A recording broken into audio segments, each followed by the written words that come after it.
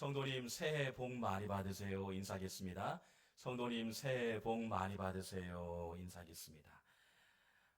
특별히 2021년도 놀라운 은혜가 하나님의 은혜가 임할 줄 믿습니다. 복은 성경에 보면 하나님께서 주시는 은혜이죠. 이 복을 받았다면 가족에게, 아내에게, 남편에게, 자녀들에게 또 주변이들에게 흘러가는 게 축복입니다. 복은 온전히 하나님께서 주시는 겁니다. 그래서 그 은혜를 통해서 세상의 많은 사람들에게 흘러보는 게 바로 축복이죠. 그래서요, 주는 자가 복되도다. 주는 자가 복되도다. 받은 은혜를 흘러보내고 플로링하죠. 흘러보내면 다시 한번 하나님의 가 채워지는 거예요. 우리 안에 묵은 것들을 다 정리하고 하나님의 은혜를 채우세요. 그리고 많은 사람들에게 축복의 언어로 또한 행동의 언어로 여러분 흘러보내보세요. 사랑의 마음을 흘러보내세요.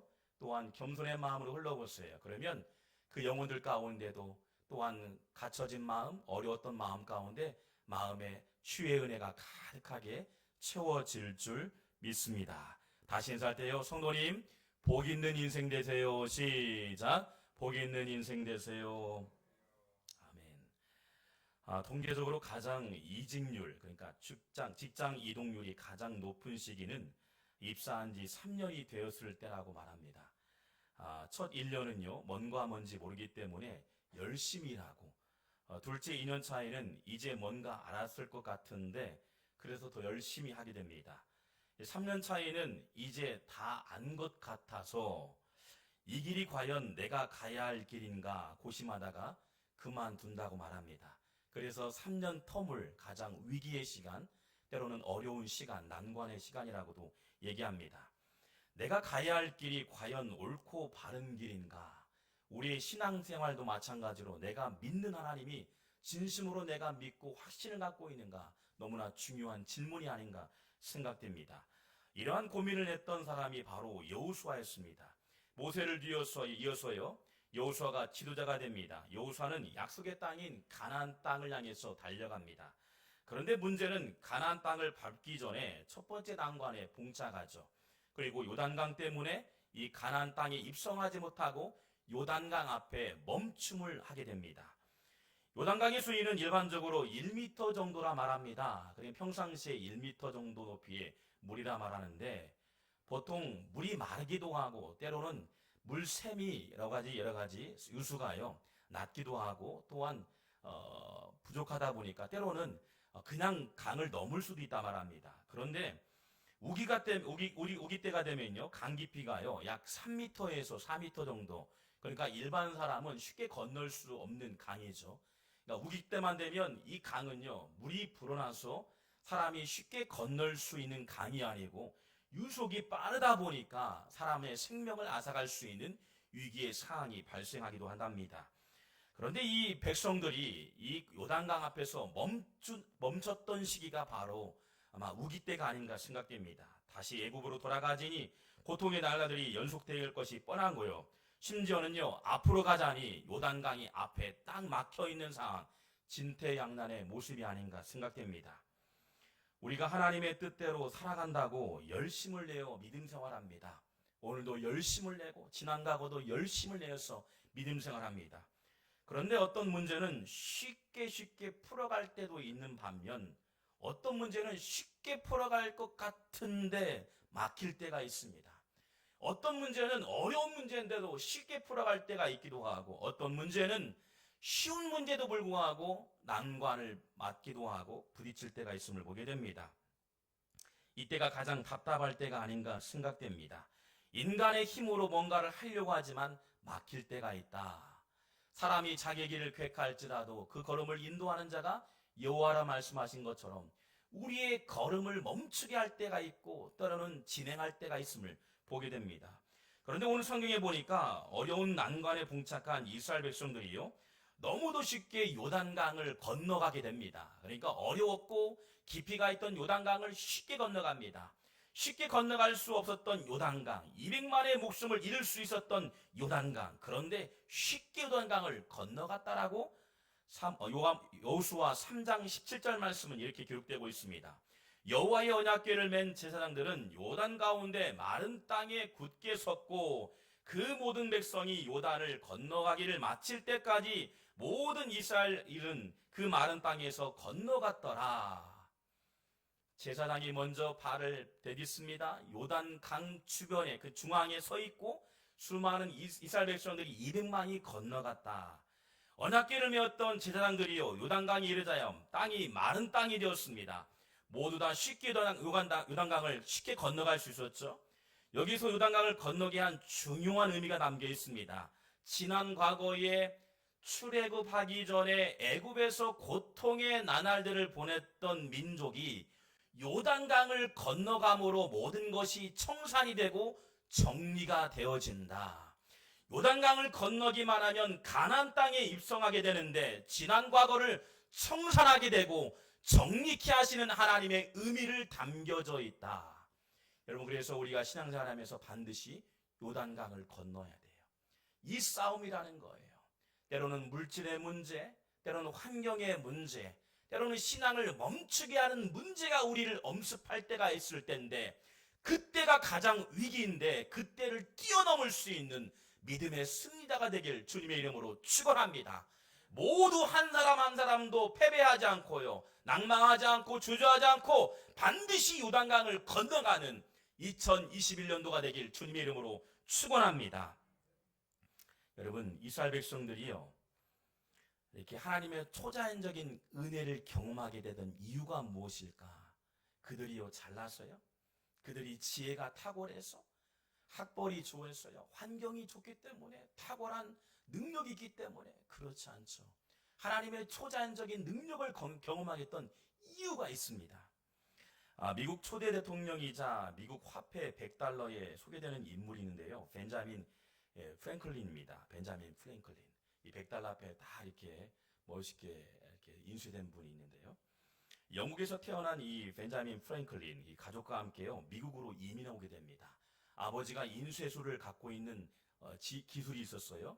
그래서 미국에 정착해서 인쇄술의 업종에 뛰어듭니다. 그리고 많은 부를 누리게 되고요. 실제로는 이 펜실베니아 도서관을 설립하는 데 주도적인 역할을 합니다. 그리고 또한 그는요 과학에도요 탁월한 지혜가 있었습니다. 실제적으로 그를 통해서 피레침을 만들었던 사람이 되기도 하고요. 그리고 복초 렌즈를 발명했던 사람입니다. 그리고 또한 미국 독립선언문을 작성했던 사람 중에 한 사람이었습니다. 당시에 최신부 장관할 정도로 탁월한 인재 중에 인텔리한 사람이었습니다.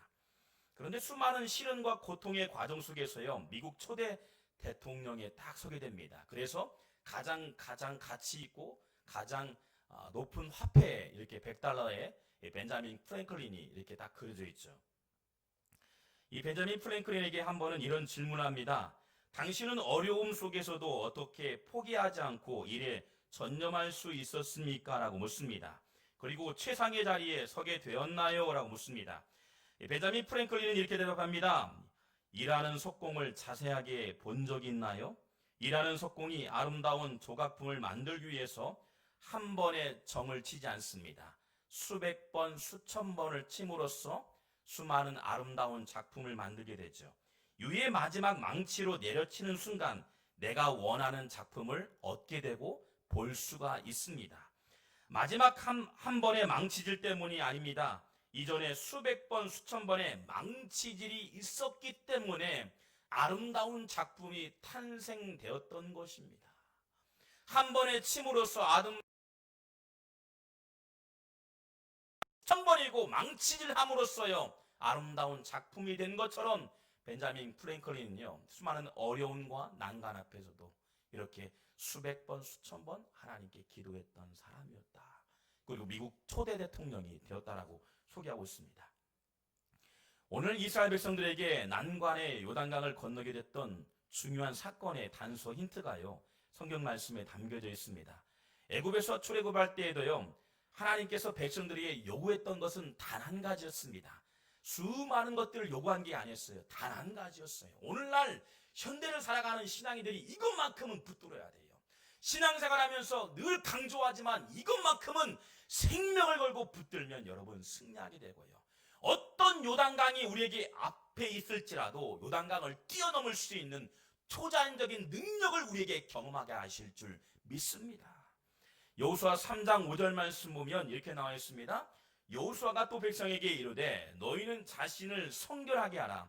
여호와께서 내일 너희 가운데서 기이한 일들을 행하시리라. 여러분 보니까 이스라엘 백성들이 요단강을 건너기 전에 취했던 행동이 있습니다. 한마디였어요. 하나님께서 여호수아에게 말씀합니다. 너희는 자신을 성결하게 하라. 자신을 성결하게 하라. 컨시크레이드라는 단어입니다. 컨시크레이드. 그러니까 거룩하게 내 몸을 구별할 줄 아는 사람이 되어라. 요단강을 건너게 하는 것은 너의 힘이 아니라 하나님께서 앞서 일하게 하시는데, 앞서 일하게 하시기 전에 먼저는 너의 마음가짐, 몸가짐을 성결하게 하라는 말씀이에요. 구별하여서 하나님께 봉헌하는 말이에요. 우리가 말 한마디, 드리는 예물 한마디, 모든 것이요 성결하게 구별하여 드리면 어떠한 요단강이 우리에 앞설지라도 뛰어넘게 할 수 있는 능력을 얻게 하신다. 할렐루야. 여러분 기억하세요. 내가 때로는 재정의 문제 때문에 어려움 만날 때가 있어요. 이해가 돼요. 자녀의 문제 때문에요.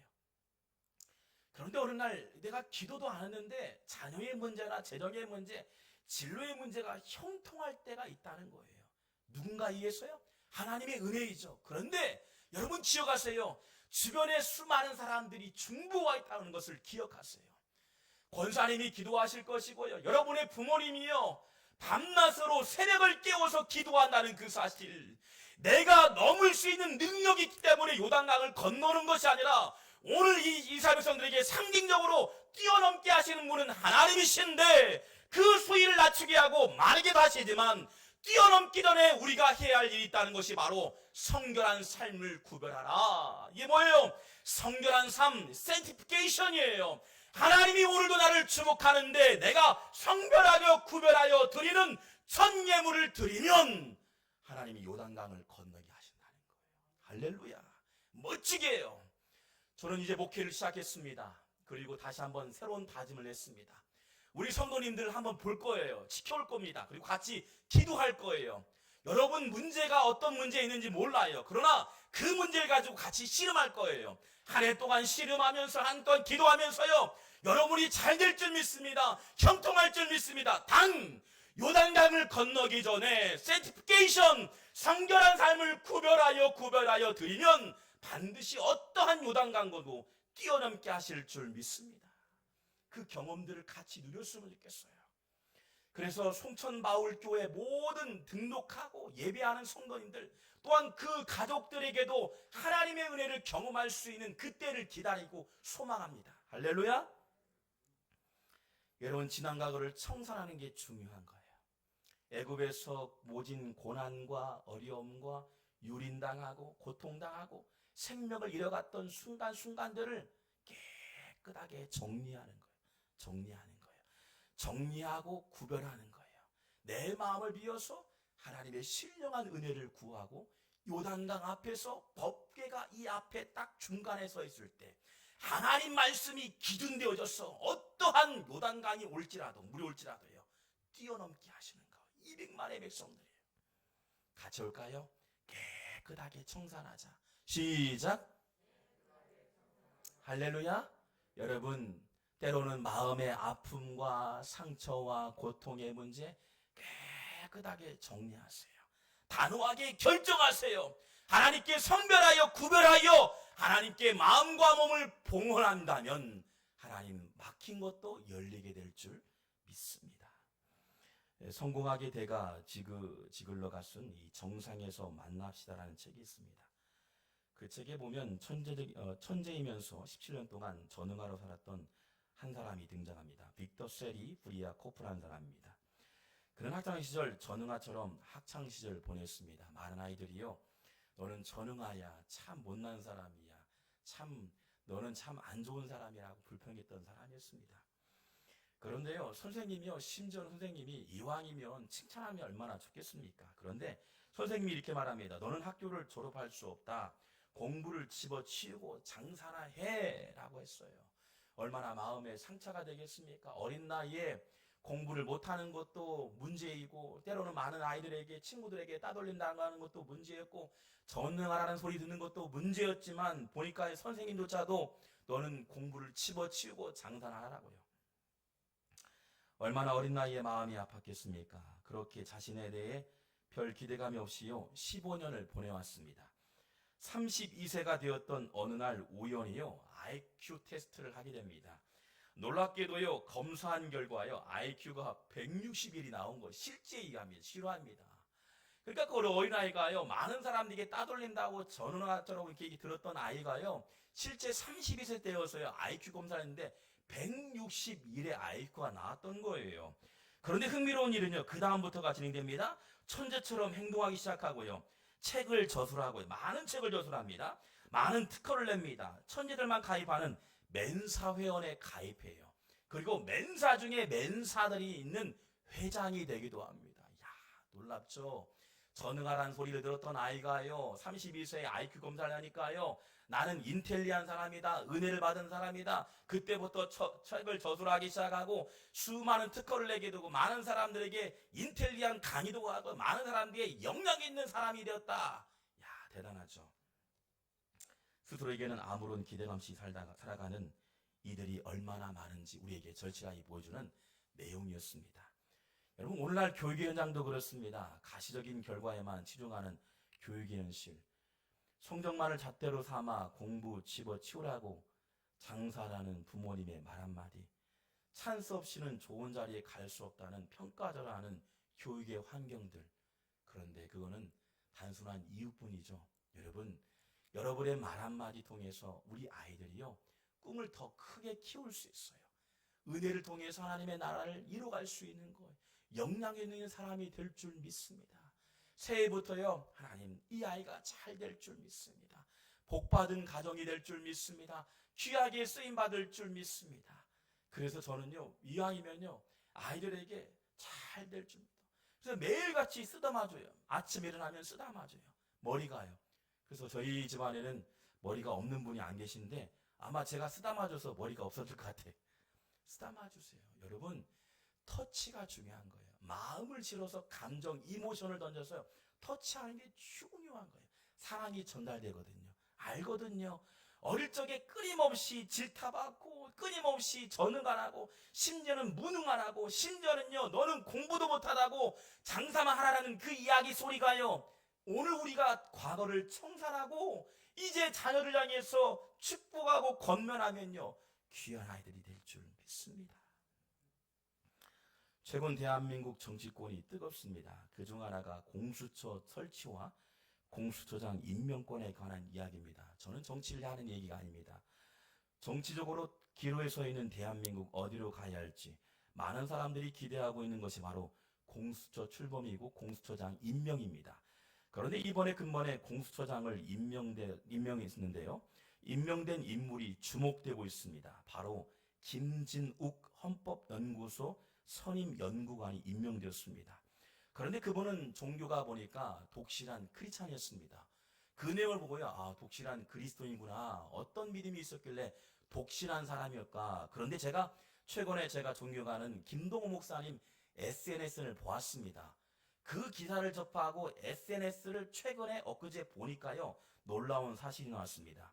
이 김진욱 공수처장은요. 영락교회 고등부를 담당할 때 맡은 학생이었어요. 지금의 공수처장이요. 여러분 잘 들으세요. 신앙심도 좋았지만 얼마나 공부를 잘했던지요. 김동호 목사님이 영락교회 부목사 할 때 고등부 담당할 때요. 너는 잘 될 줄 믿는다. 그리고요. 서울대학교의 법학과에요. 그러니까 서울대학교에 단번에 들어갑니다. 그리고 사법고시를 단번에 패스하고요. 심지어는 명절에 친구들과 같이 목사님을 이렇게 세배하러 왔는데요. 이런 말 했답니다. 목사님께서요. 너 대통령도 시험 봐서 하면 되겠다라고 했습니다. 너 이 다음에 대법원장 한번 해라 라고 덕담을 했는데요. 그러나 이 김 연구관은요. 그 당시에요. 저 그런데 별로 욕심이 없습니다라고 했습니다. 내 욕심과 야망을 위해서 하는 말이 아니다라고 목사님 말씀합니다. 모든 직업은 성직이다. 그래서 내가 법조인이 되는 건 법조계의 선교사가 되는 뜻이다. 대법원장이 되어 야망이 아닌 소명을 가지고 일한다면 이 나라가 복을 받지 않겠니라고 권면했던 몇십 년 전의 이야기가요, 현실화되었어요. 공수처장이 되면 국회의원도 대통령도 심지어는 모든 것들을 사법으로 행사할 수 있는 권한이 있는 사람이에요.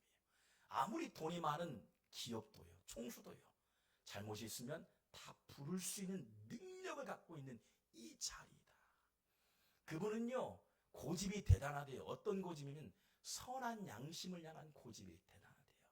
그 당시에 영락교회에서 그렇게 뜨겁게 기도하고 예배했던 그 아이가 몇십 년이 흘러서요, 공수처장이 되었어요. 말 한마디 통해서 어떻게 변할지 모른다는 거예요. 여러분 기억하세요? 여러분 자녀들 향해서, 여러분 가정을 위해서 축복하세요. 어떻게 변할지 장담할 수 없다는 겁니다. 여러분 이 SNS를 보면서 제가 그냥 몸부림쳤습니다. 아, 그렇구나. 하나님께서 오늘 우리에게 주신 말씀을 가슴에 새기고 요단강을 뛰어넘기만 하면 하나님의 은혜를 경험하게 된다. 할렐루야. 그리고 요단강을 건넌 후에 그들의 태도가 중요합니다. 오늘 중요한 말씀입니다. 곧바로 여호수아가 가장 먼저 취했던 행동이 기록됩니다. 이것이 오늘 포인트예요. 여호수아 4장 21절 22절 말씀 보니 이렇게 기록되어 있습니다. 이스라엘 자손들에게 말하여 이르되 후일에 너희의 자손들이 그들의 아버지에게 묻기를 이 돌들은 무슨 뜻이니까 하거든 너희는 너희의 자손들에게 알게 하여 이르기를 이스라엘이 마른 땅에 밟고 이 요단을 건넜음이라. 여호수아가 요단강을 건넌 다음에요, 그 지파대로 12돌을 세우라고 말씀했던 거예요. 그 바로 유명한 12돌이요, 기념비였던 거예요. 기념비가 하나님께서 메마른 땅을 통해서 이 요단 땅을 건너게 하신 그 은혜를 기념했던 기념비였던 거예요. 이스라엘 백성들이요, 전투 하나하나를 만날 때마다 어땠을까요? 기념비를 보고 와서 전투에 임합니다. 전쟁에 승리하죠. 때로는 패배가 있었습니다. 다시 한번 기념비를 보고 와서요, 하나님의 모든 삶 가운데 전투에 내가 건널 수 없는 요단강이었지만 건너게 하신 하나님의 은혜를 기념해서 우리뿐만 아니라 후일에 수많은 자녀들이 보고 배우고 우리 조상들이 건널 수 없는 강을 건너게 하신 하나님의 은혜를 기억하게 하는 것, 이게 바로 기념비인 줄 믿습니다. 할렐루야. 여러분 오늘 기념비를 세우고 있는 거예요. 일생일 때 한 번밖에 없는 인생이에요. 그 인생에서 여러분 기념비를 세우는 게 뭐예요? 바로 예배라는 거예요. 기도라는 거예요. 예배와 기도를 통해서 날마다 기념비를 세우는 일, 이 작업을 하는 일이 중요하다는 거예요. 그래서 목회자가 끊임없이 예배를 강조하고 기도를 강조하는 이유가 여러분 다른 것이 아닙니다. 하나님의 역동적인 역사와 초단적인 능력은 하나님의 주권 안에 있는데 날마다 그 주권을 인정하며 기념비를 세우는 자에게 놀라운 기적의 은혜를 경험하게 된다는 거예요. 할렐루야. 여러분 승리 후에 그렇다면 여러분은 어떤 기념비를 세우시겠습니까? 여러분에게 다시 한번 질문합니다. 여러분은 오늘 예배를 드린 다음에 어떤 기념비를 세우려고 하십니까? 우리네 할아버지가, 우리네 아버지가 그랬듯이요, 요단강을 건너게 하신 것이 우리의 공로나 능력으로나 힘이 아닌 하나님의 은혜였음을 기억하여 기념비를 세우는 것, 이것이 오늘 우리에게 주신 사명임을 봅니다.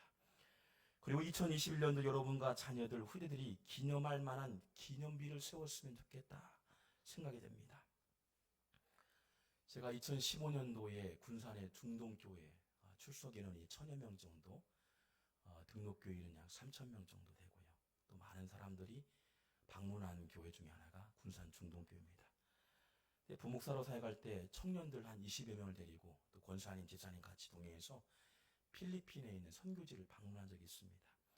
필리핀에 단기 선교를 떠난 적이 있는데요, 선교 사역을 위해서 중동교회에 세운 교회들이 있어요. 그 교회들을 방문해서 사역을 합니다. 때로는 레크레이션, 찬양, 예배, 또 섬김 사역을 통해서 방문하는데요, 가는 교회마다 아이들이 얼마나 많은지 몰라요. 수많은 인산인해를 이룹니다. 그 교회가 세워지고 수많은 장년부, 청년부, 어린아이들 골목마다요, 이 교회를 방문해서 은혜를 경험했죠. 가난과 기근과 치료받지 못한, 혜택받지 못한 이들에게 사역이 진행된대요. 그런데 사역의 중반 때쯤 되었을까, 제가 그 한 교회를 가려고 이제 사역을 진행하려고 사역을 마치고 가는데요. 그 교회 앞에 제 발걸음이 딱 멈추게 된 사건이 있었습니다. 멈추게 된 사건은요, 하나의 동판을 보았습니다. 동판이에요. 1980년대, 1990년대 이 교회가 세워지고 건물이 세워지고 동판을 딱 했는데요. 몇 년, 몇 월, 며칠 날 동판이 딱 기록되어 있더라고요. 10년이 지나고 20년이 지나고 약 90년대 출생했던 청년들이요. 아버지, 할아버지 때 세웠던 교회 앞에 현판에 현판식 대수했던 동판이 딱 있는 거예요. 그때 얼마나 제가요 눈물 흘린지 몰라요. 청년과 같이요. 너희들이 태어나기 전부터 너희들의 아버지와 선천들이요 헌금하며 기도했던 이 교회 동판이 세워졌던 이 장면들, 그때 마음이 뜨거워졌어요.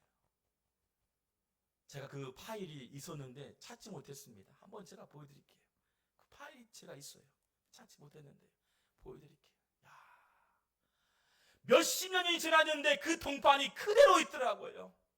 그런데 이 동판이 중요한 것도 의미 있지만 실제 교회가 세워지고 학교가 세워지면서 수많은 아이들이 어떤 사람이 이 학교와 교회를 세웠는지는 모르지만 땀과 헌신과 눈물의 씨앗을 통해서 교회는 세워지고 존재했던 이유 중에 하나였던 거예요. 여러분, 저는 기억합니다. 여러분의 헌신과 기도를 통해서, 헌신을 통해서 주님의 몸된 교회가 세워지고 앞으로 또 세워질 교회와 건물, 또한 세계 현장에 세워질 교회와 학교와 선교단들, 수많은 일들 가운데 여러분의 기념비를 세우시길 주님의 이름으로 축원합니다. 해외 선교사를 파송하고 또한 학교를 세우고 또는 교회를 세우고요. 우리의 마음적으로 신앙의 기념비를 세우면 여러분 후대의 먼 날에 할아버지, 할머니가 그랬구나. 내가 만나지 못한 선친들이 그랬구나 하면서 기념비를 보고 이스라엘 백성들이 지금도 성지순례 중에 하나가 바로 길갈에 있는 12돌을 보게 되는 사건이었다는 거예요. 여러분, 오늘 여러분의 가정과 교회 위에, 여러분 직장 현장 가운데 어떤 기념비를 세우시려고 기도하고 있습니까? 예배를 통해서, 기도를 통해서 하나님의 기념비를, 은혜의 기념비를 세우시길 다시 한번 주님의 이름으로 축원합니다.